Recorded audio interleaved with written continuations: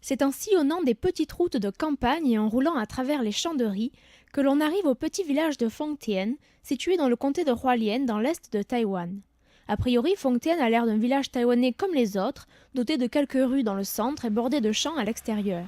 Mais quelque chose au centre du village attire l'attention du visiteur un tant soit peu curieux. C'est ce vieux torii en pierre. Les torii sont des portails traditionnellement érigés à l'entrée d'un sanctuaire shintoïste afin de séparer l'enceinte sacrée de l'environnement profane. Pourtant, ni sanctuaire ni temple shinto dans ce village. Mais en s'approchant des murs, on reconnaît sur des photos en noir et blanc ce qui semble être la même rue à une autre époque. Ces clichés témoignent d'un passé lointain et révolu, celui de l'occupation japonaise de Taïwan, qui a duré depuis la signature du traité de Shimonoseki en 1985 jusqu'à la reddition de l'Empire japonais à la fin de la Seconde Guerre mondiale en 1945. Le village de Phong-Tien est l'un des quelques villages d'immigrants japonais développés par le gouvernement nippon dans l'est de Taïwan, en particulier dans les comtés de Hualien et de Taitung.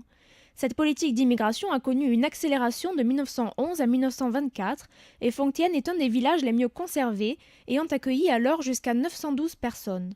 Établi en 1913 sur l'ancienne propriété d'un colon du nom de Kata Kinzaburo, le plan du village est pensé sur le modèle d'un jeu de Go et disposait déjà d'une bonne qualité d'infrastructure. Un centre d'accueil des colons, un poste de police, un centre de soins, un sanctuaire shinto, une école primaire pour les enfants des colons seulement et un canal. Aujourd'hui, l'ancien koban, ou poste de police, a été conservé et sert de petit musée et de lieu de mémoire du village. Peu de choses rappellent aujourd'hui ce passé japonais. Quelques vieilles maisons, des boîtes aux lettres en bois, toutes construites sur le même modèle, ou encore des komainu, ces petites statues de lions-chiens qui gardent l'entrée, ici de l'ancien torii, qui est d'ailleurs le seul à avoir été conservé, mais aussi à l'entrée du temple taoïste qui a remplacé le sanctuaire shinto après le départ des Japonais. Aujourd'hui, Phong-Tien est un village taïwanais moderne. La plupart des signes de la période japonaise ont été remplacés par des décorations urbaines bien chinoises, des fresques et des lanternes Haka qui viennent se mêler avec les témoignages du passé.